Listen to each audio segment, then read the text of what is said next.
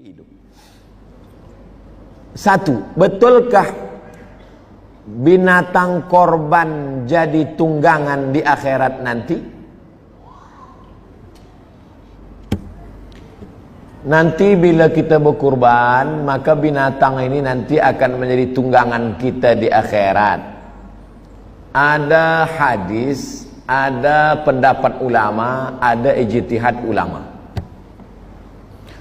Ada seorang ulama yang tidak mau, pokoknya dia kalau sudah keluarkan fatwa tak boleh tawar-menawar. Berkurban mesti 7 orang dalam 1 ekor lembu. Bagaimana kalau ditambah dengan kambing? Oh, tak boleh, karena nanti dia akan tunggangan dia lembu. Kita sekarang berhadapan dengan orang yang rasional. Saya tak nak 1 lembu dengan awak lah. Dia berpikir. Ini memahami targhib wa tarhib, motivasi. Targhib bagi motivasi, tarhib membuat takut. Jadi cerita tentang hewan kurban menjadi tunggangan itu ada dalam kitab.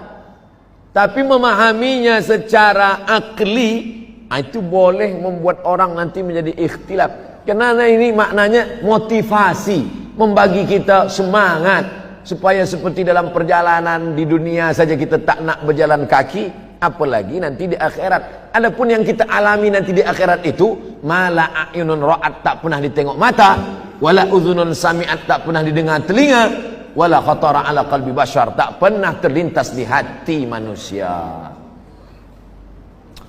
2. Korban itu fadilatnya apa? Ma'amila adamiyun min amalin, tidak ada amal anak Adam, manusia, yang paling mulia hari ini, yauman nahri, hari ini tanggal 10 ini, min iraqatid dam, menumpahkan darah. Amal yang paling mulia menumpahkan darah. Makna menumpahkan darah, menumpahkan darah hewan kurban.